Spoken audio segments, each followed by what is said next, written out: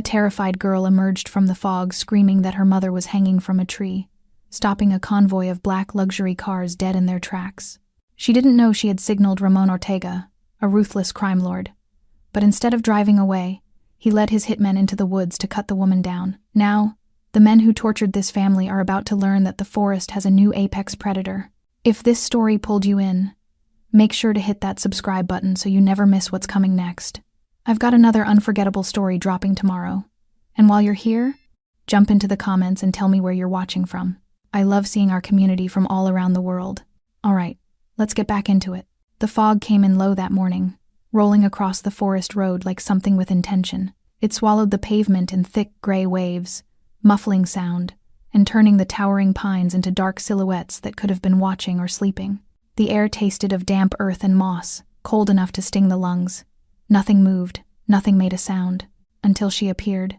The little girl materialized from the mist like a ghost taking shape, her dusty rose dress torn and streaked with mud that looked almost black in the dim light. She ran barefoot down the center of the road, her arms pumping frantically, her breath coming in ragged gasps that tore from her chest.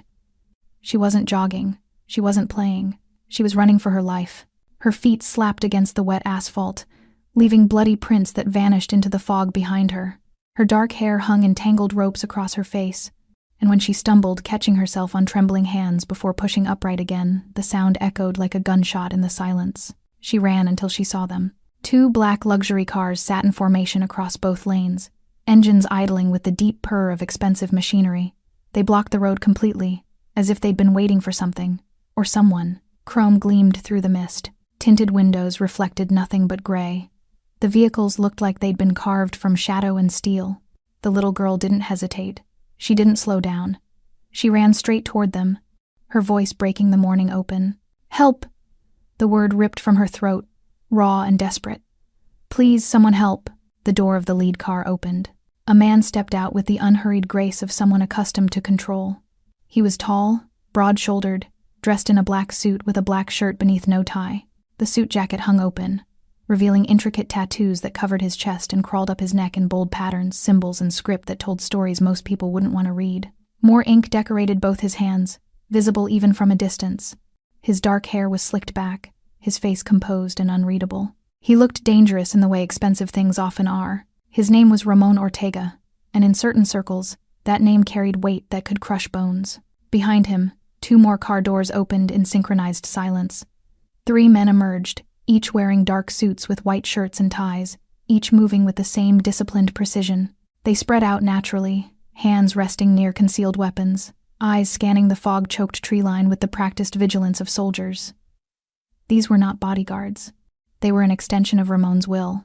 The little girl stumbled toward Ramon, her legs finally betraying her. She collapsed to her knees 3 feet from his polished shoes, mud splashing across the pavement. Her hands shot out toward him, fingers curled like claws. "They hung my mom on a tree," she sobbed, the words tumbling out between gasps. "Please, you have to save her, please." Ramon looked down at her without moving. His expression didn't change. He didn't kneel. He didn't reach out. He simply studied her with dark eyes that missed nothing. The rope burns, circling her thin wrists like brutal bracelets. The way her entire body shook with exhaustion and terror, the dirt under her fingernails from clawing at something. Or someone. One of his men stepped forward. "Boss."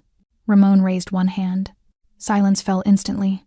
The little girl's sobs filled the void, desperate and broken. "Please," she whispered, her voice cracking. "She's still there. They left her hanging. Please." Ramon tilted his head slightly, still watching her. Calculating. Reading. The child wasn't hysterical. She was traumatized. There was a difference. He'd seen enough of both to know. "Where?" His voice was quiet, controlled, carrying no emotion whatsoever. The girl lifted a shaking hand and pointed toward the forest, toward a wall of trees that disappeared into fog so thick it looked solid. "In there, not far. I ran so fast." Her voice broke completely. She doubled over, pressing her muddy forehead against the cold pavement. Ramon glanced at his men. No words were spoken. None were needed. The engines shut off one by one. Car doors closed with soft final clicks. The 3 men moved into formation around Ramon without being told, hands now resting openly on weapons concealed beneath their jackets. Ramon looked down at the child again. "Stand up." The girl struggled to her feet, swaying dangerously. Ramon caught her elbow, not gently but not roughly either, and steadied her. She stared up at him with wide, red-rimmed eyes that held more hope than any child should ever have to place in a stranger. Especially a stranger like him. "You lead," Ramon said simply. "We follow." The girl nodded frantically, already turning toward the forest. She took 3 steps before her legs buckled again. This time, Ramon didn't wait. He lifted her effortlessly, settling her against his side with one arm. She weighed almost nothing. "Hold on," he said. Not a suggestion, a command. She wrapped her arms around his neck and buried her face against his shoulder. He felt her tears soaking through his expensive suit jacket. He ignored it. Ramon moved toward the tree line, his men falling into tactical formation around him, 1 ahead, 2 on the flanks. They entered the forest as a single unit, swallowed immediately by fog and shadow. The trail the girl directed them down was barely visible, more animal path than human road. Branches clawed at their suits. Roots tried to trip them. The fog grew thicker, pressing close like something alive and curious. The temperature dropped 10 degrees in as many steps. Ramon felt the child's heartbeat slamming against his chest, a frantic percussion that matched the increasing tension in the air. His men moved silently, weapons now drawn, eyes sharp. They knew this feeling. They'd walked into ambushes before. But this was different. This felt heavier, wronger. The forest opened suddenly, the trees pulling back like curtains revealing a stage. A clearing lay ahead, circular and unnaturally empty, and in its center stood a massive oak tree, ancient and gnarled, its branches spreading wide like judgment. Hanging from those branches, swaying slightly in a breeze that didn't exist anywhere else, was a woman. The little girl screamed. Ramon's expression didn't change, but his grip on the child tightened, and his other hand moved to his weapon. "Check her," he said quietly. One of his men sprinted forward. The man who reached Elena Smith first was named Victor, a former military operative whose hands had seen more violence than most people could imagine. But as he pressed 2 fingers against the woman's neck, searching for a pulse beneath cold skin, those same hands trembled. "She's alive," he called back, his voice tight. Barely. Ramon didn't acknowledge the relief that should have followed those words. Relief was a luxury. Action was a necessity. He shifted Maria in his arms, turning her face away from the sight of her mother hanging limp against the ropes. "Don't look," he said quietly. It wasn't comfort. It was an order. Maria buried her face deeper into his shoulder, her small body shaking with sobs that had no sound left in them. She'd screamed herself empty. Ramon's other 2 men moved with immediate precision. One, Diego, pulled a tactical knife from his belt and began scaling the tree with the efficiency of someone who'd done harder climbs under worse conditions. The other, Mateo, positioned himself beneath Elena, arms raised, ready to catch her weight the moment the ropes were cut. Ramon watched them work, his mind already 3 steps ahead. Whoever had done this wasn't far. Rope burns on Maria's wrists meant she'd been restrained. The fresh mud on her dress meant she'd fallen multiple times while running. The terror in her eyes meant the men who'd hung her mother were the kind who made examples, not idle threats. They were still close. They had to be. "How long?" Ramon asked Maria, his voice low and even. The girl lifted her head slightly, confusion crossing her tear-streaked face. "What? How long ago did they leave?" Maria's eyes went distant, trying to process time through trauma. I don't know. Not long. Maybe they're still." Her voice cracked. "They said they'd come back. They said if anyone tried to help, they'd—" "They're not coming back," Ramon interrupted, his tone flat and final. He didn't explain. He didn't need to. Above them, Diego's knife sawed through the thick rope with deliberate care. "Ready," he called down to Mateo. "Go." The rope parted with a sound like a sigh. Elena's body dropped, and Mateo caught her with surprising gentleness, lowering her immediately to the damp ground. Victor was beside her in seconds, checking vitals, assessing damage with hands that moved like a doctor's despite belonging to a man who specialized in causing harm, not healing it. "Pulse is weak but steady," Victor reported, his fingers moving from her neck to her wrists, examining the deep rope burns that had cut into flesh. "Possible hypothermia. Shock. She needs a hospital." "No hospitals," Ramon said immediately. All 3 men looked at him. They knew better than to question, but the silence itself was a question. Ramon set Maria down gently, keeping one hand on her shoulder to steady her. She immediately tried to run to her mother, but he held her back with quiet firmness. "Not yet. Let them work. But she's alive because we got here in time. She stays alive if you let my men help her. Ramon's dark eyes held the girl's gaze. Trust me or don't, but if you trust me, you listen. Maria swallowed hard and nodded, her small hand gripping Ramon's jacket so tightly her knuckles went white. Ramon pulled out his phone with his free hand, dialing without looking at the screen. The call connected on the first ring. I need a medical team, he said, his voice clipped and businesslike. Woman, mid-30s, exposure, rope, trauma, possible shock. Discrete location, 20 minutes. He paused, listening. No, not the clinic. The safe house on Riverside. Send Torres. He ended the call and pocketed the phone, his attention returning to his men. Diego had descended from the tree and was examining the surrounding area with predator's focus, reading the forest floor like a book written in disturbed leaves and broken branches. Boss, he called quietly. Tracks. Fresh. 3, maybe 4 men. Heavy boots. Heading northeast. Ramon's jaw tightened almost imperceptibly. How fresh. Diego crouched, touching the edge of a boot print in the soft earth. Minutes. They could still be within a quarter mile. The air in the clearing changed. All 3 men felt it, the shift from rescue operation to something colder, sharper, something they knew better than anything else. Ramon looked down at Maria. Your mother, what's her name? Elena, Maria whispered. Elena Smith. Elena is going to be fine. My men will take care of her. But I need you to stay here with Victor while we… No. Maria's grip on his jacket became desperate. Don't leave me. Please. They'll come back. They said.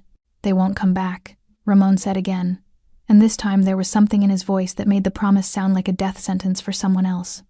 I'm going to make sure of that. He gently pried Maria's fingers from his jacket and guided her to Victor, who had removed his suit jacket and draped it over Elena's unconscious form.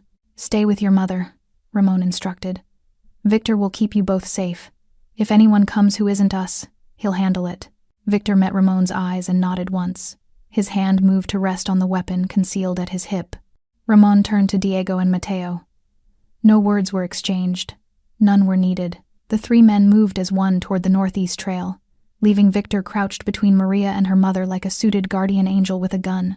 Maria watched them disappear into the fog, her voice barely a whisper. Where's he going? Victor checked Elena's pulse again, his expression carefully neutral. To send a message. What kind of message? Victor was quiet for a long moment, listening to the forest. In the distance, through the thick fog and ancient trees, he thought he heard voices, shouting, then nothing. The permanent kind, he said finally. Maria didn't understand, not fully. But as she curled up beside her mother's still form, feeling the faint rise and fall of Elena's chest, some part of her, the part that had run barefoot through a nightmare, and somehow found exactly the right dangerous man to trust, understood enough. The forest had swallowed Ramon Ortega and his men like they'd never existed, but the forest would remember what came next. Victor worked in silence, his hands moving with practiced efficiency over Elena's cold body. He'd seen worse, much worse, but something about finding a woman strung up like a warning sign in the middle of nowhere made his jaw clench harder than usual. Maria sat pressed against his side, her dusty rose dress still damp with mud and morning dew, her eyes locked on her mother's face. Elena's skin had taken on a grayish pallor that made her look more ghost than human. Her chest rose and fell in shallow, irregular rhythms that Victor didn't like at all. Is she going to wake up? Maria's voice was small, scraped raw from screaming. Victor pulled a tactical blanket from the pack he always carried and spread it over Elena, tucking it carefully around her shoulders. She will, but not yet. Her body shut down to protect itself. It's trying to recover. From what? Victor hesitated. How did you explain to a child what hanging from a tree by your wrists for hours did to the human body? The way circulation cut off, how muscles screamed, how the mind fractured under that kind of sustained agony? From being very scared for a very long time, he said finally. Maria nodded slowly, accepting this answer because she understood fear intimately now. She'd lived inside it for hours that felt like years. Why did they do it? She whispered. My mom didn't hurt anybody. She works at the diner. She brings me to school. She reads to me before bed. Her voice cracked. Why would someone hang her from a tree? Victor had no good answer for that. In his experience, cruelty rarely needed justification beyond the simple fact that some men enjoyed wielding power over those who couldn't fight back. But he couldn't say that to a child whose world had just been shattered. Some people are broken inside, he said instead. And broken people break things. Maria processed this, her small fingers twisting the fabric of his suit jacket that still covered her mother. Is Mr. Ortega broken? Victor's eyebrows rose slightly. It was a more perceptive question than he'd expected. Why do you ask? Because he didn't smile. Not even once. And his eyes. Maria struggled to find the words. They looked empty. Like nobody's home. Victor checked Elena's pulse again, still weak, still there, and considered how to answer. Ramon Ortega was many things. Dangerous. Powerful. Absolutely ruthless when circumstances demanded it. But broken? That was complicated. Mr. Ortega isn't empty, Victor said carefully. He's careful.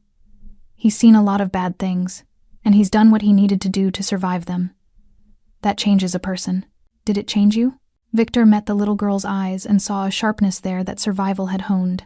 She wasn't asking to be polite. She genuinely wanted to understand the men who'd materialized from the fog to save her mother. Yes, he admitted. It did. But you still helped us. Yes.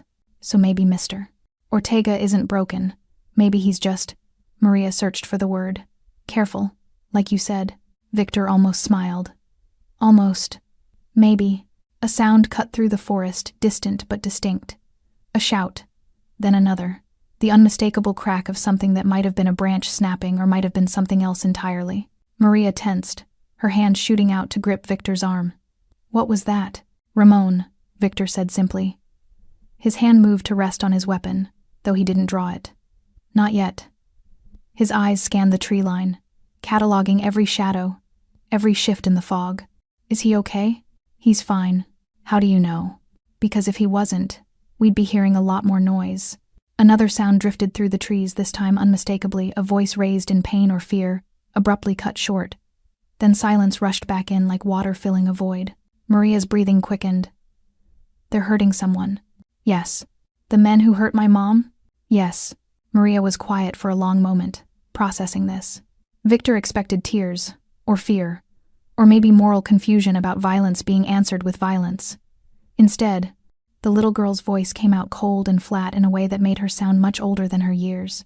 Good. Victor glanced down at her, surprised by the steel in that single word. Maria stared into the fog where Ramon and the others had disappeared, her jaw set, her eyes hard. They hung my mom from a tree like she was trash. Maria continued, her voice shaking now but not with fear, with rage. They tied me up and made me watch. They laughed. One of them said. She stopped, swallowing hard. He said nobody would care. That people like us don't matter. Victor's hand tightened on his weapon. What else did they say? Maria shook her head. I don't remember all of it. There were 4 of them. They wore masks, but I could see their eyes. One of them had a tattoo on his hand, a snake eating its own tail. Another one smelled like cigarettes and something sweet, like cologne, but bad. Victor filed away these details automatically. Ramon would want them later. If there was anything left to identify. They said they'd come back tomorrow to check on things, Maria whispered. They said it like it was funny. Like my mom hanging there was a joke. They won't be coming back, Victor said. And there was finality in his voice that even a child could recognize as absolute truth. Because of Mr. Ortega? Because of Mr. Ortega. Maria looked back at her mother's still form, at the shallow rise and fall of her chest, at the angry rope burns circling her wrists like brands. Then she looked up at Victor with eyes that had aged a decade in a single morning. I'm glad I ran to him, she said quietly. I'm glad I didn't run away. So is your mother, Victor replied. Even if she doesn't know it yet. In the distance, the forest had gone completely silent. No birds, no wind, no voices, just the heavy, expectant quiet of a place where something irreversible had just occurred. Victor checked his watch. 15 minutes since Ramon had left. The medical team would arrive in 5. Elena would survive. Maria would survive. And somewhere in the fog, 4 men were learning the cost of cruelty. The sound of an engine cut through the forest, silence low, powerful, deliberate. Victor's head snapped up, his weapon already halfway out of its holster, before he recognized the distinct purr of Ramon's Mercedes navigating the narrow trail. Stay down, he instructed Maria, positioning himself between her and the approaching vehicle. But it was Ramon who emerged from the fog first, walking ahead of the car that rolled slowly behind him. His black suit was pristine except for a few leaves clinging to his shoulders. His expression remained as unreadable as ever. though Victor, who'd worked with him for 7 years, noticed the slight tension in his jaw, the way his knuckles were reddened. Behind him, Diego drove, while Mateo sat in the passenger seat, both men's faces carved from stone. Ramon's eyes went immediately to Elena's motionless form, then to Maria, then to Victor. Status? Stable but critical, Victor reported. Pulse is strengthening. No signs of internal bleeding, but she needs proper medical attention. Hypothermia is setting in. Ramon nodded once, then crouched beside Maria. The little girl stared at him with wide eyes, searching his face for something: answers, reassurance, confirmation of what she'd heard in the distance. Your mother is going to a safe place, Ramon said, his voice quiet but clear. Doctors will take care of her. You'll stay with her the entire time. What about those men? Maria whispered. Ramon held her gaze. They won't bother anyone again. Something in the simplicity of that statement, the absolute certainty, made Maria's shoulders drop slightly, as if a weight she'd been carrying finally lifted. She didn't ask how. She didn't ask what happened. Some truths didn't need elaboration. Thank you, she breathed. Ramon stood without acknowledging the gratitude, already moving to help Victor lift Elena. They worked in synchronized silence, Ramon supporting her shoulders while Victor took her legs, transferring her carefully into the back seat of the Mercedes. Diego had already spread additional blankets across the leather, preparing a makeshift stretcher. Maria, get in, Ramon instructed, holding the door open. The girl scrambled inside, immediately positioning herself beside her mother, one small hand clutching Elena's cold fingers. Ramon slid in after her, his large frame filling the remaining space. Victor moved to the front passenger seat while Diego maintained his position behind the wheel. Go, Ramon said simply. The Mercedes reversed with surprising agility down the narrow trail, Diego's hands steady on the wheel despite the treacherous terrain. Branches scraped against windows like skeletal fingers trying to hold them back. The fog pressed close, making it nearly impossible to see more than 10 feet ahead. But Diego had driven worse roads under worse conditions. His eyes never left the path. In the back seat, Ramon monitored Elena's breathing, his fingers resting lightly on her wrist to track her pulse. Weak, but present, consistent. The human body was remarkably resilient when given a chance. Maria watched him with an intensity that might have been uncomfortable if Ramon had cared about comfort. Are you a doctor? She asked. No, but you know what to do. I've seen enough injuries to know when someone will survive them. And my mom will survive? Ramon's dark eyes met hers. Yes. The certainty in that single word seemed to anchor something inside Maria. Her grip on her mother's hand loosened slightly, the panic that had been driving her forward for hours finally beginning to recede. The Mercedes broke free from the forest trail and onto the main road, acceleration smooth and immediate. The fog thinned as they left the woods behind, morning light struggling through gray clouds overhead. ETA? Ramon asked. 12 minutes, Diego replied, his foot pressing harder on the accelerator. The speedometer climbed steadily. Victor pulled out his phone, typing rapidly. Torres confirms medical team is in position. Surgical suite prepped if needed. Blood supply ready. Good. Maria's head swiveled between the men, processing the efficiency of their communication, the way they moved like parts of a single machine. Where are we going? You said not a hospital. Somewhere safer, Ramon replied. Somewhere the men who hurt your mother have no connections, no reach, no way to finish what they started. But there, Maria hesitated, glancing toward the forest disappearing behind them. They're not going to finish anything, are they? No. The word hung in the air, final as a closing door. The Mercedes ate up the miles, luxury suspension smoothing out imperfections in the road that would have rattled a lesser vehicle. Inside, Elena's breathing began to deepen slightly, her body's survival mechanism slowly engaging now that she was warm, horizontal, and relatively safe. She moved, Maria said suddenly, her voice sharp with hope. Her fingers, I felt them move. Victor turned in his seat to look. Reflex. Her nervous system is coming back online. That's good. But she's not waking up? Not yet. Maybe not for hours. Her mind needs time to process what happened. Sometimes the body heals faster than the brain allows. Maria absorbed this, her thumb stroking her mother's hand in small, repetitive circles. Will she remember? What they did? Probably, Victor said honestly. But memories lose their teeth over time, especially when you survive them. I'll remember too, Maria said quietly. Forever. Ramon glanced at her, his expression unreadable. Yes, you will. Is that bad? That depends on what you do with the memory. Maria considered this, her young mind working through concepts most children never had to contemplate. What should I do with it? Survive. Grow stronger. Make sure no one ever has that kind of power over you again. It wasn't comfort. It wasn't therapy. It was the cold pragmatism of someone who understood that trauma could destroy or forge, and the choice, however unfair, ultimately belonged to the survivor. "We're here," Diego announced, turning onto a tree-lined private drive that led to a sprawling estate hidden behind high walls and iron gates that opened automatically as they approached. A medical team waited at the entrance, 3 people in surgical scrubs, a gurney ready, equipment bags in hand. The Mercedes stopped smoothly. Doors opened in coordinated sequence, and Elena Smith, still unconscious but breathing steadily, was transferred into hands that knew exactly how to pull her back from the edge. Maria started to follow the gurney, but Ramon's hand on her shoulder stopped her gently. "Let them work first. 5 minutes. Then you can stay with her as long as you want." Maria nodded, watching her mother disappear through pristine white doors. She was still alive. They both were, and that was enough. The safe house was a study in contradictions, luxury wrapped around security, elegance concealing violence. Crystal chandeliers hung above surveillance monitors. Marble floors gleamed beneath weapon racks hidden behind false panels. It was the kind of place where men like Ramon Ortega conducted business that never appeared in ledgers or court documents. Maria sat in an oversized leather chair in the study, her muddy feet dangling inches above the Persian rug. Someone had brought her warm tea that she hadn't touched and a blanket she'd wrapped around herself like armor. Through the open doorway, she could see medical personnel moving efficiently around her mother in the adjacent room. Ramon stood by the window, phone pressed to his ear, his voice low and controlled. Victor had disappeared somewhere into the depths of the house. Diego and Mateo remained outside, standing guard like silent sentinels. "Yes," Ramon said into the phone. "Complete discretion. No police reports, no records." A pause.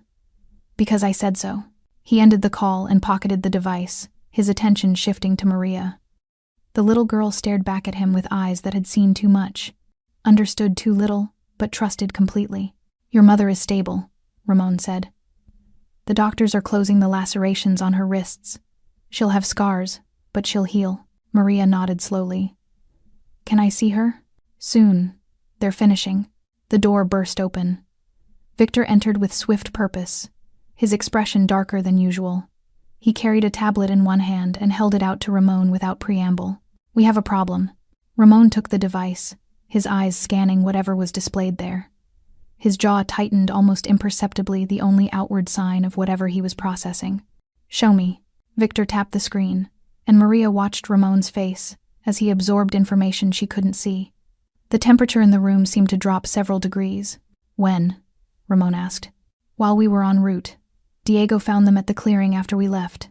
Fresh prints. He photographed everything before the medical team arrived." Ramon handed the tablet back, his mind already working through implications and responses. He glanced at Maria, then back to Victor. "Take her to her mother. Stay with them both. Boss."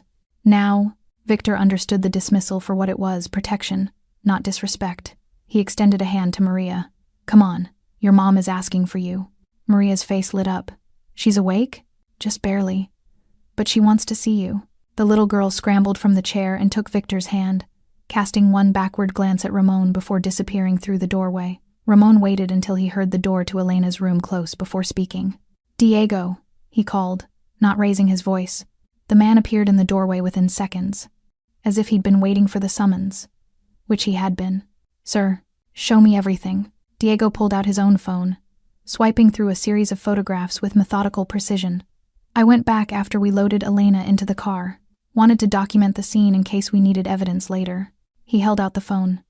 Ramon took it, his eyes narrowing as he studied the images. The clearing looked different in the photographs, less ethereal, more clinical. The massive oak tree dominated the frame, rope still dangling from its branches like a severed limb. But it was the ground that told the real story. Boot prints. Dozens of them. Some old, trampled into mud by the initial attack, but others fresh, deep, purposeful, cutting across the clearing in a path that led away from the tree. "These weren't there when we arrived," Ramon said. "It wasn't a question." "No, sir. I'm certain. I checked the perimeter when we first entered.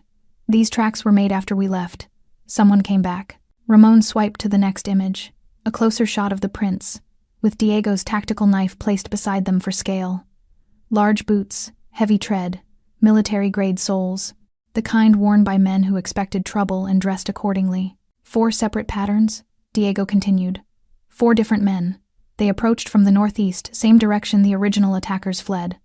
They stopped at the tree, likely discovered the cut rope, then spread out. Searching. Yes, sir. Looking for the bodies of their friends, would be my guess. When they didn't find them, they regrouped here. Diego swiped again, showing a cluster of prints near the oak's massive trunk. They stood here for several minutes. You can see where the ground is more disturbed, like they were arguing. Ramon studied the image, his tactical mind reconstructing the scene. 4 men returning to find their companions gone. No blood, no bodies, just an empty clearing and a cut rope. They would have questions. And men with questions often made dangerous decisions. They followed our trail, Ramon said quietly. Diego nodded grimly. Tracked us back to the main road. I found prints near where we'd parked the cars.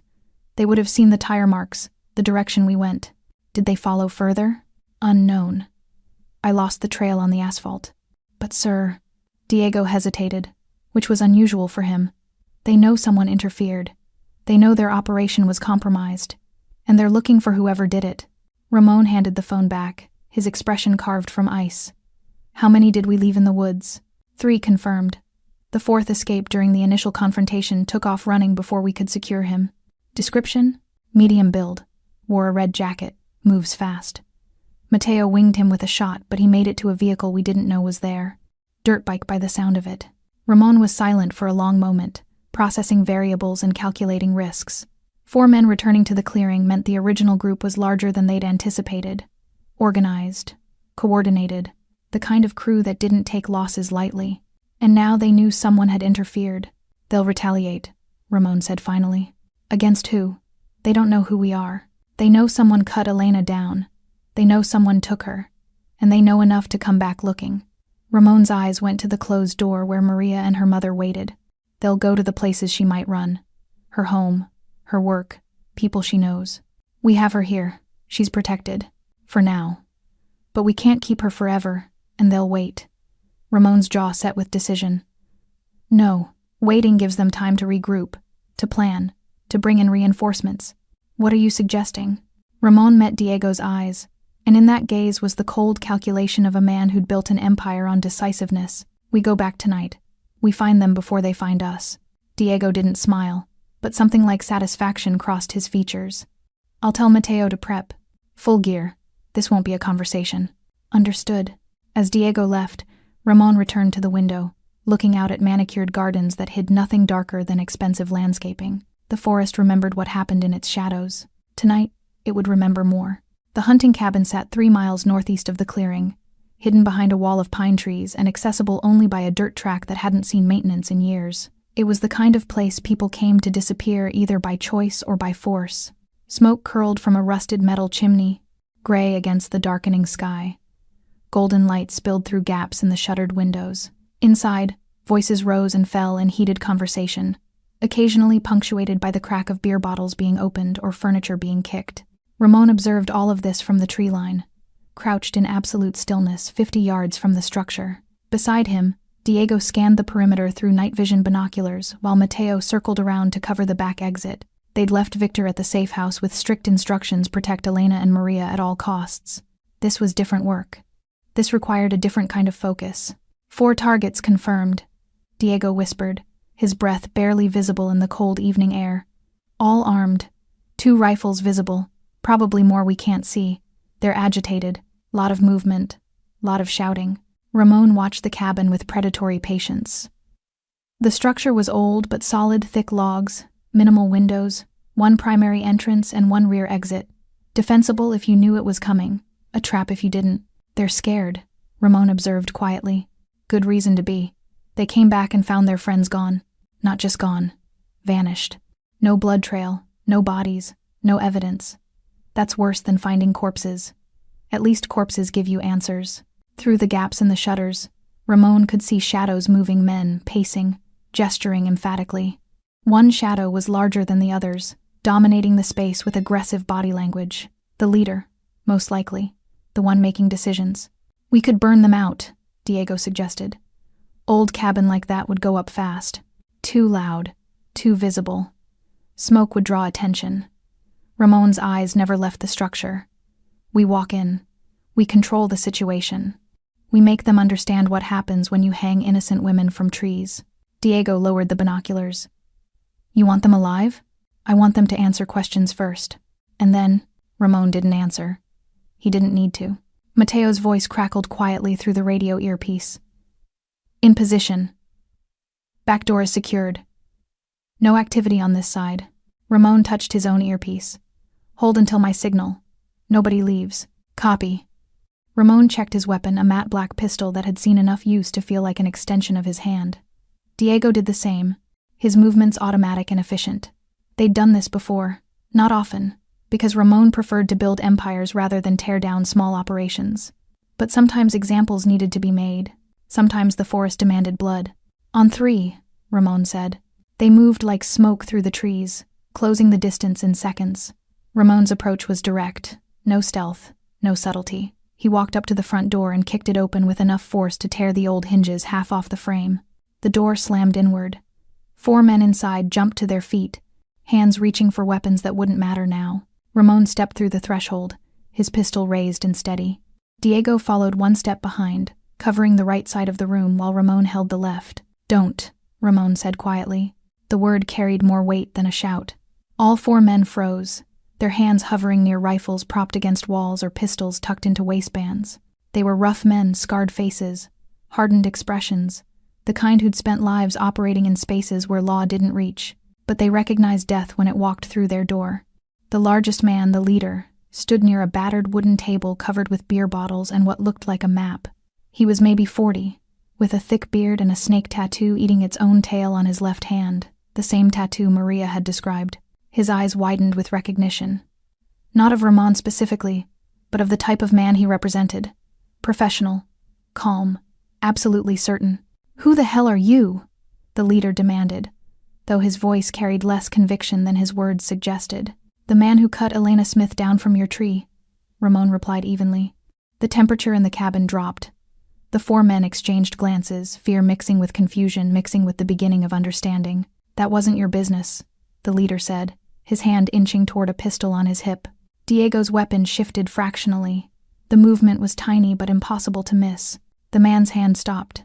You hung a woman from a tree and left her child to watch, Ramon continued, his voice still quiet, still controlled. You made it everyone's business. She owed a debt. To who?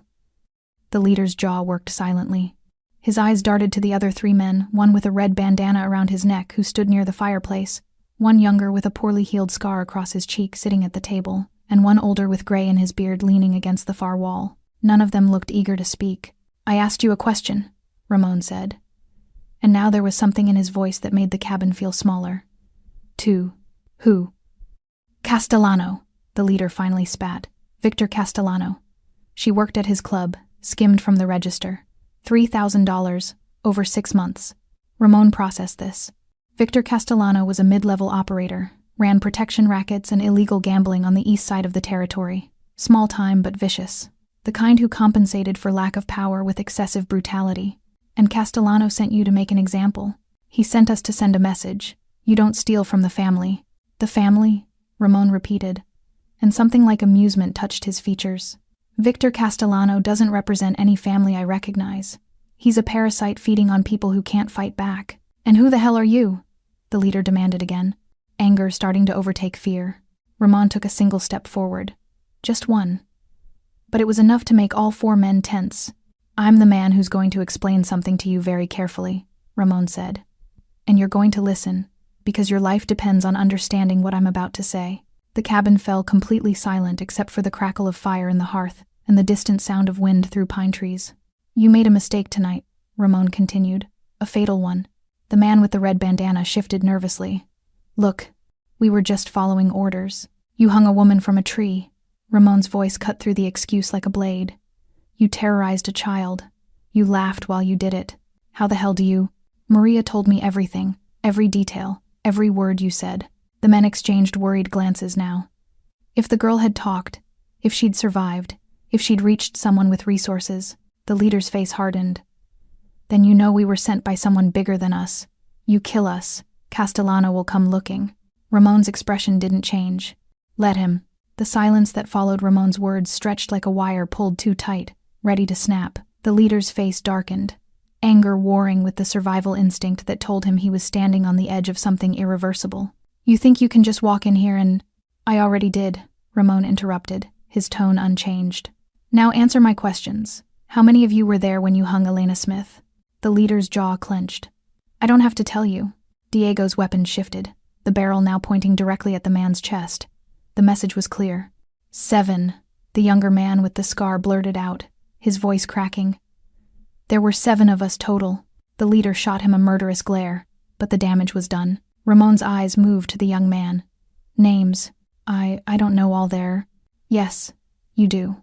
The young man swallowed hard, his Adam's apple bobbing. He looked at his companions, saw no support coming, and made the calculation that cooperation might buy him minutes he wouldn't otherwise have. Me Tommy, that's Jake, he nodded toward the leader. Red over there is Chris. Old man is Pete. The 3 who aren't here are Vic, Danny, and Mitch. Where are Vic, Danny, and Mitch? Ramon asked, though he already knew the answer. Silence, heavy and damning. They didn't come back from the woods, Jake finally said, his voice tight. You know that already. Whatever you did to them. They received exactly what they earned, Ramon said simply. The same mercy they showed Elena Smith, which was none, Diego added from behind him. Jake's hand twitched toward his weapon again. It was instinct more than strategy, the desperate movement of a cornered animal. But Ramon was faster than instinct. His pistol barked once, the sound deafening in the enclosed space. The bullet slammed into the wooden table 6 inches from Jake's hand, sending splinters flying. Everyone froze.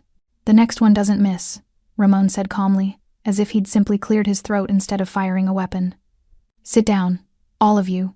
For a moment, no one moved. Then Pete, the older man against the wall, slowly lowered himself into a chair near the fireplace. Tommy followed, his hands raised slightly in surrender. Chris with the red bandana hesitated but eventually dropped onto a stool by the window. Jake remained standing, defiance written across his features even as fear bled through his eyes. Sit, Ramon repeated. Or what? You'll kill me? You're going to do that anyway. Maybe. But sitting gives you a few more minutes to make your case for why I shouldn't. Jake's laugh was bitter and humorless. You're not here for conversation. You're here to clean up loose ends. I'm here, Ramon said, because a little girl ran barefoot down a road, begging for someone to save her mother.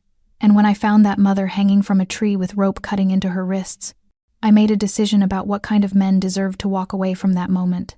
He paused, letting the weight settle. You're not those men. The cabin fell silent again except for the crackle of the fire. Outside, darkness had fully claimed the forest. Mateo's voice whispered through Ramon's earpiece. Still clear on my end. No movement. Jake finally sat, but his posture remained rigid, coiled. Castellano gave us orders. We followed them. That's how this world works. Following orders doesn't absolve you of choices, Ramon replied. You could have delivered the message 100 different ways. But you chose the cruelest one. You chose terror. You chose to make a child watch her mother suffer. She needed to remember it, Jake shot back. That's the whole point of a message. Make it memorable. Make it stick. Then this will stick, Ramon said quietly. What happens next? This will be the message that lasts. Chris spoke up from his position by the window, his voice shaking slightly. Look, man, we didn't know anyone would care. Elena Smith is nobody. She's a waitress who got greedy. In our world, that has consequences. In my world, Ramon said, hanging women from trees has consequences too. Tommy, the youngest, couldn't stay quiet any longer. We're sorry, okay? We'll leave. We'll tell Castellano the job is done, that she's dead. Whatever you want, we'll disappear. You'll never see us again. Diego made a sound that might have been a laugh if it had contained any warmth. Ramon studied Tommy for a long moment. The kid was maybe 25. Still had fear in his eyes that hadn't been fully replaced by the callousness that marked the others. But he'd been there. He'd participated. Regret wasn't the same as innocence. Elena Smith is alive, Ramon said. Her daughter is alive. They're under my protection now. Which means the message Castellano wanted to send failed completely. Jake's face twisted with rage. Then he'll just send someone else. You think protecting 2 nobodies is worth starting a war? I don't start wars, Ramon replied. I end them. He pulled out his phone with his free hand, keeping his weapon trained steadily on Jake. A few quick taps, then he turned the screen so the men could see it. It was a photograph grainy security camera footage showing Victor Castellano entering a restaurant downtown. Timestamp, 3 hours ago. Your boss doesn't know what happened today, Ramon said. He doesn't know you failed. He doesn't know I'm involved. Right now, he's having dinner, making plans, completely unaware that his operation is about to collapse. You can't touch Castellano, Jake said, but his voice had lost its conviction. He's got connections, protection, people who'll... Everyone has connections until they don't, Ramon interrupted. Everyone feels untouchable until someone touches them. He pocketed the phone and straightened. Here's what's going to happen. I'm going to give you a choice, which is more than you gave Elena Smith. The 4 men waited, barely breathing. Option 1. You tell me everything about Castellano's operation. Where he operates, who he works with, where he keeps his money, who protects him. You give me every detail. And maybe you walk out of here alive. And option 2? Pete asked from near the fireplace. Ramon's expression didn't change. There is no option 2. Jake laughed bitterly. So, it's not really a choice. It's more of a choice than you gave a woman begging for her life while her daughter watched. The truth of that landed like a physical blow. Even Chris looked away, shame or something close to it flickering across his features. Clock's ticking, Diego said softly. Tommy broke first. Castellano operates out of the Paradise Club on 7th. He's got warehouse space in the industrial district where he runs card games and... Shut up, Jake roared, lurching to his feet. Ramon's weapon tracked him instantly. Sit down. We're dead anyway. Don't you get that? We talk. Castellano kills us. We don't talk. You kill us. There's no way out. There's always a way out, Ramon said. Sometimes it's just narrower than you'd like. Dawn was breaking when Ramon returned to the safe house, painting the sky in shades of gold and pink that seemed almost obscene after the night's work. Diego drove while Mateo sat in the back, cleaning his weapon with methodical precision. None of them spoke. There was nothing left to say. The cabin in the woods would never hold voices again. The forest had its silence back, and 4 men who'd thought themselves untouchable had learned the final lesson about consequences. Ramon had made his choice the same choice he always made when mercy and justice stood on opposite sides of a line. Some lines weren't meant to be crossed. Victor met them at the door, his expression neutral but his eyes asking questions his mouth wouldn't voice in front of the others. Ramon gave the slightest nod enough to communicate that everything necessary had been handled. Nothing more. Status? Ramon asked quietly. Elena is awake, lucid, asking about her daughter. Victor paused. And asking about you. Ramon removed his suit jacket, noting the dirt on the sleeves, a small tear near the shoulder. He handed it to Diego, who disappeared to dispose of it properly. Some evidence didn't need to exist. Maria, asleep in the chair beside her mother's bed, wouldn't leave. Hasn't left since you departed. Ramon nodded, moving through the elegant hallway toward the medical wing. His footsteps were silent on the marble floors, years of practice making stealth a reflex. He paused outside the partially open door, observing before entering. Elena Smith lay propped against pillows, her wrists wrapped in clean white bandages that stood out stark against her pale skin. An IV drip fed into her left arm. Her dark hair had been washed and braided by one of the medical staff. She looked fragile but alive definitively. Undeniably alive. Maria slept curled in the oversized chair beside the bed, Victor's suit jacket still draped over her small frame like a blanket. Her face was peaceful in sleep, the terror finally released from her features. One hand extended across the small gap between chair and bed, fingers intertwined with her mother's. Elena's eyes found Ramon in the doorway. She didn't flinch, didn't look away, just studied him with an intensity that suggested she was trying to reconcile the man who'd saved her life with the type of man who could do such things. Ramon entered quietly, closing the door behind him but leaving it unlocked. Never trap yourself in a room without exit options. Mr. Ortega. Elena's voice was hoarse but steady. Mrs. Smith. Just Elena. A pause. Maria told me what happened, what you did, what you're doing. Ramon moved to stand near the window, maintaining distance. Close enough to hear, far enough to give her space. She shouldn't have had to tell you anything. She's a child. She's my child. And she saved my life by running to you. She saved your life by being brave enough to ask for help. I just happened to be there. Elena made a sound that might have been a laugh, if it hadn't hurt so much. You don't strike me as a man who's anywhere by accident. Ramon didn't deny it. The truth was complicated. He'd been returning from a meeting in the Northern Territory, taking back roads to avoid traffic and attention. The fog, the empty road, the timing. Perhaps it was fate. Perhaps it was simply mathematics. He didn't believe in providence, but he acknowledged probability. The men who hurt you won't return, Ramon said simply. Elena's eyes searched his face. Because they're dead. It wasn't a question. Ramon didn't confirm or deny. The silence was answer enough. Good, Elena whispered, and there was steel beneath the fragility. I hope they suffered. They understood their mistake before the end. Elena nodded slowly, processing this. Her fingers tightened around Maria's hand, the unconscious gesture of a mother who'd come too close to losing everything. What happens now? She asked. Maria said we're under your protection. But protection from what? If those men are gone, they worked for someone. Victor Castellano. He sent them to make an example of you for a debt he claimed you owed.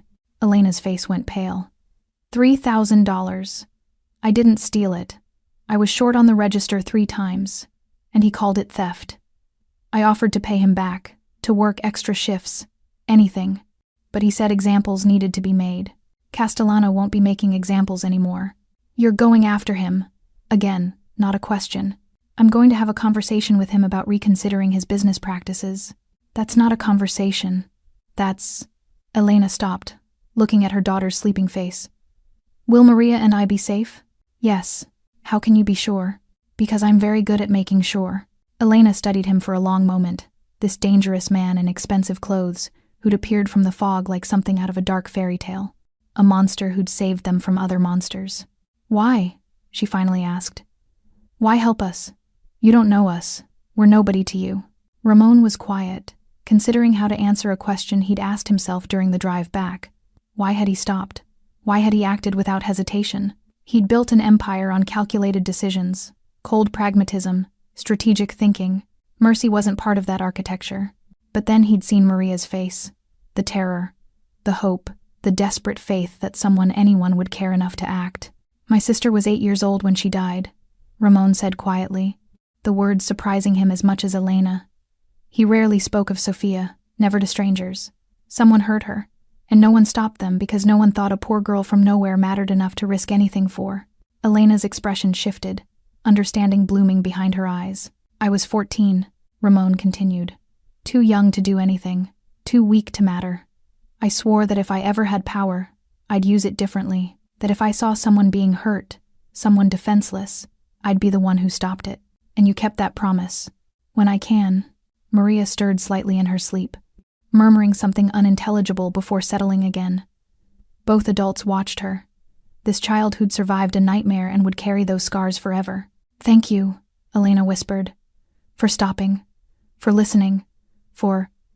Her voice broke. For giving her back her mother. Ramon nodded once, uncomfortable with gratitude. It wasn't why he did things. Results mattered more than recognition. You'll stay here until you're healed, he said, returning to practical matters. My people will arrange new housing for you somewhere Castellano's network doesn't reach. New identification if necessary. A fresh start. We can't afford. It's handled, Mr. Ortega. It's handled, he repeated firmly. Consider it payment for information. You worked at Castellano's club. You know his operations, his patterns, his weaknesses. That's valuable intelligence. Elena understood what he was doing, giving her a way to accept help without charity, maintaining her dignity while ensuring her safety. She nodded slowly. I'll tell you everything I know. Later. Rest first. Heal. Ramon moved toward the door, then paused. Elena, what happened to you? It wasn't your fault. You didn't deserve it, and the men responsible won't hurt anyone else. Because of you. Because they made the wrong choice. He left before she could respond, closing the door quietly behind him. Victor waited in the hallway, arms crossed, expression unreadable. Castellano? Victor asked. Tomorrow night. I want full surveillance, complete schedule, every person he meets with. When I visit him, I want him isolated. Understood. Victor hesitated. Boss. Word will spread about the cabin. Let it. 3 days passed in the safe house like time held in suspension. Elena grew stronger, the color returning to her face, the trembling in her hands gradually subsiding. The doctors reduced her pain medication, encouraged her to walk short distances, checked her healing wounds with satisfied nods. Maria never strayed far from her mother's side. She'd wake from nightmares, gasping, reaching out in the darkness until her fingers found Elena's hand. Then she'd breathe again, remember she was safe, and curl back into sleep. Ramon visited twice daily, morning and evening brief check-ins that lasted no more than 5 minutes. He'd ask about Elena's recovery, ensure Maria had everything she needed, then disappear back into whatever business consumed his days. He never stayed long enough for comfort to develop, never allowed familiarity to soften the necessary distance between savior and saved. On the third evening, Elena asked to speak with him privately. Victor led Maria to the kitchen for dinner, leaving mother and potential benefactor alone in the medical room that had become Elena's temporary world. She sat upright now without assistance, her bandaged wrists resting in her lap like white flags of surrender to circumstances beyond her control. "I told Victor everything I know about Castellano," Elena said without preamble. "His schedule, his contacts, the people he pays off, the places he feels safest. Everything." Ramon nodded. "I know," Victor briefed me. "Then you have what you need. You don't need us anymore." It wasn't accusatory, just factual. A woman who'd learned that usefulness often determined value. "You're not here because you're useful," Ramon replied quietly. "You're here because you're healing. We can't stay forever. This isn't our world. We don't belong in places with marble floors and armed guards." And Elena gestured vaguely at the luxury surrounding them. "This. Where do you belong?" The question seemed to catch her off guard. "I don't know anymore. Not at my old apartment. Castellano knows where that is. Not at the diner. Same problem. Nowhere feels safe now. That's why you'll go somewhere new. Somewhere Castellano's influence doesn't reach. And live how? I'm a waitress with a high school education and a daughter to feed. Fresh starts require money I don't have." Ramon had anticipated this conversation. "Victor has arranged employment for you. Restaurant management position, good salary, benefits. It's 3 hours north, small city, quiet. Maria's school enrollment is handled. First and last month's rent on an apartment is paid." Elena stared at him. "Why would you do this?" "Because letting you survive just to struggle isn't actually saving you. But we're strangers. You don't owe us." "I don't think in terms of debt," Ramon interrupted. "I think in terms of completion. I started something when I cut you down from that tree. This is how it finishes." Elena's eyes glistened, but no tears fell. She'd cried enough for a lifetime in the past few days. "What about Castellano? If he finds out we're alive, if he discovers you were involved, he won't be finding anything." The certainty in Ramon's voice made Elena pause.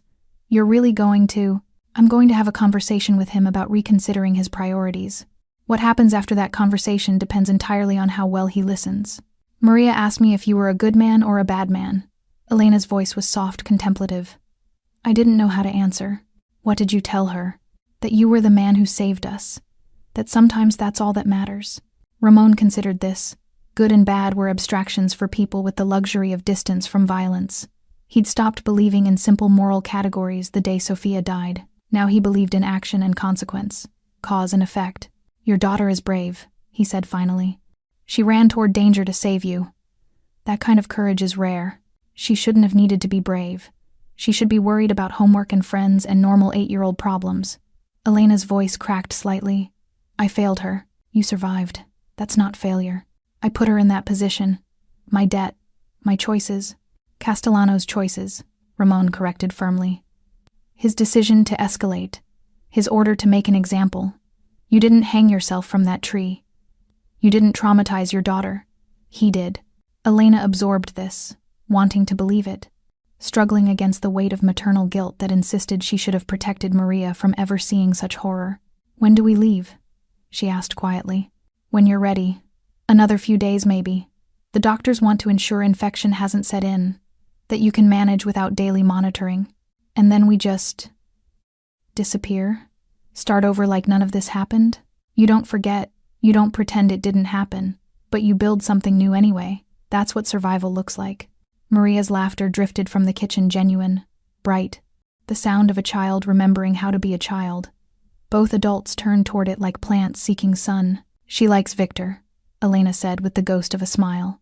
"Follows him around asking questions. He's surprisingly patient with her. Victor has children, 2 daughters. He understands." "Does he understand what you do? What you are?" Ramon met her eyes. He understands that the world has shadows, and sometimes the only thing that stops monsters is someone willing to be more monstrous. Is that what you are? A monster? I'm what I need to be. Elena studied him, this enigmatic man who'd crashed into her worst moment and somehow become the axis around which her survival spun. She wanted to understand him, to categorize him, to make sense of someone who existed outside conventional morality. But maybe understanding wasn't necessary. Maybe acceptance was enough. Thank you, she said simply. Whatever you are, whatever happens next, thank you for stopping. Thank you for listening to my daughter when you could have just driven away. Ramon stood, preparing to leave. He'd stayed longer than intended, allowed more conversation than was wise. Attachment complicated things. Distance kept situations clean. Maria ran to me because she had no other choice, he said. But she was right to trust her instincts. Some people are worth saving, and some people are worth the risk of saving them? Ramon paused at the door. Yes. He left before Elena could respond, before gratitude could become expectation, before mercy could transform into relationship. In the hallway, Maria nearly collided with him, Victor following behind with an apologetic expression. Mr. Ortega! Maria's face lit up with uncomplicated joy. Victor taught me a card game. I won 3 times. He probably let you win. Did not. Maria protested, then looked uncertainly at Victor, who maintained perfect neutrality. Ramon almost smiled. Almost. Instead, he placed a hand briefly on Maria's shoulder, the closest thing to affection he'd allow himself. Take care of your mother, he said. I will. Are you leaving? For now. But you'll come back? Ramon looked down at this brave, traumatized child who'd run through fog and terror to save her mother, who'd placed her faith in a stranger's mercy and been proven right. I'll come back, he promised. It was more than he usually gave, more than he should have given. But some promises, once made, couldn't be unmade. The forest road looked different in daylight, less ominous, less otherworldly, just a stretch of asphalt cutting through ordinary trees under an ordinary sky. The fog had burned away, leaving everything sharp and clear and strangely disappointing in its normalcy. Ramon stood beside his Mercedes, engine idling quietly behind him.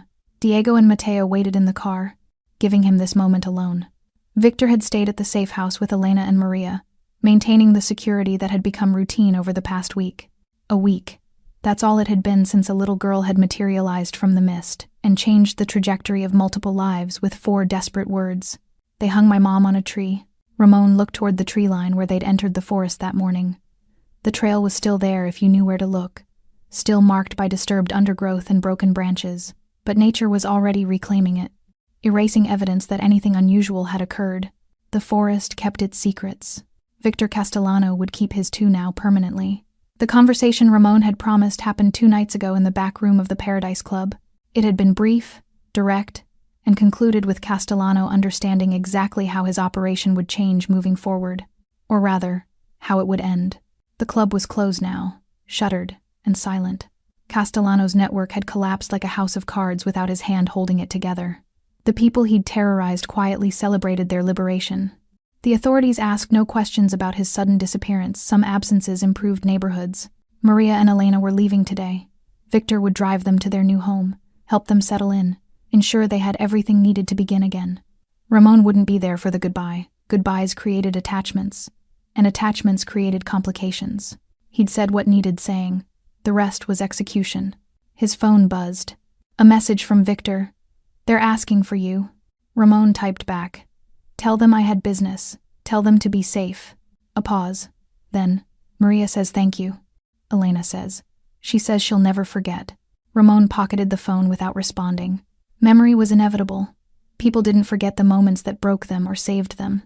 Elena and Maria would carry this experience forever. The trauma and the rescue, the horror and the mercy, intertwined so completely they'd never fully separate one from the other. That was the weight of survival. You carried everything with you.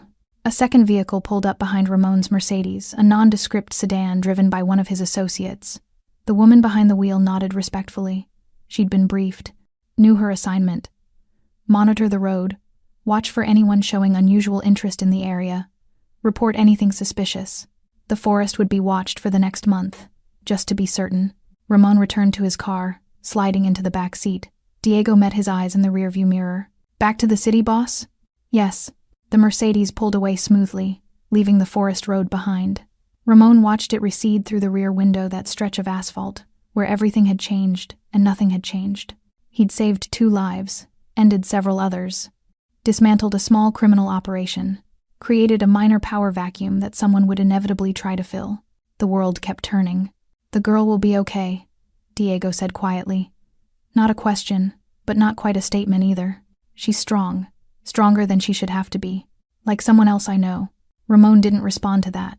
Comparisons between his childhood and Maria's were inevitable but imperfect. He'd had no one to run to when Sophia died, no stranger appearing from the fog to offer mercy and protection. He'd been alone. Maria wasn't. That made all the difference. The city appeared on the horizon, steel and glass and 1,000 complications waiting for Ramon's attention. Business didn't pause for acts of mercy. Empires required constant maintenance. People depended on his decisions, his authority, his willingness to do what others couldn't. But as the Mercedes merged into traffic and the forest disappeared completely behind them, Ramon felt something unusual settle in his chest. Not quite satisfaction, not quite peace. Something adjacent to both. He'd kept his promise to his 14-year-old self. When he'd seen someone defenseless being hurt, someone who mattered even though the world pretended otherwise, he'd stopped it. Sophia would never know. But somehow, it still mattered that he'd tried. His phone buzzed again. This time a photo from Victor. Maria and Elena standing in front of their new apartment building. Maria grinning widely while Elena smiled with tentative hope. The little girl held a piece of paper with large, careful letters. "Thank you, Mr. Ortega." Ramon stared at the image for a long moment, then saved it to his phone and powered the device off. Some moments didn't need responses. They just needed to exist. "Diego," Ramon said quietly. "Yes, boss? If anyone ever asks about what happened on that forest road, nothing happened. We were never there." "Good." The Mercedes carried them deeper into the city, back to the world of calculated moves and controlled violence, of power maintained through reputation and strategic brutality. Ramon would return to being what he'd always been, a man feared, respected, and carefully avoided by anyone with sense. But somewhere 3 hours north, a little girl would grow up knowing that once, when it mattered most, a dangerous stranger had chosen mercy over convenience, and her mother would live to see her grow. That was enough. The forest road behind them stood empty now, waiting for the next traveler, the next story. The oak tree remained, its branches spreading wide. Rope marks still visible if you looked closely enough. But the horror was gone. The cruelty had been answered. The balance, however imperfect, had been restored. The road remembered everything. It always would. But memory without consequence was just history. And history, Ramon knew, belonged to whoever survived long enough to write it. Elena and Maria Smith had survived. That was the only history that mattered. Thanks for staying with this story right till the final moment. You're the reason these stories come alive. If you're ready for another powerful journey, just tap the next video on your screen. And before you go, leave a quick comment and rate this story from 1 to 10. I'm excited to see your thoughts and connect with you down there.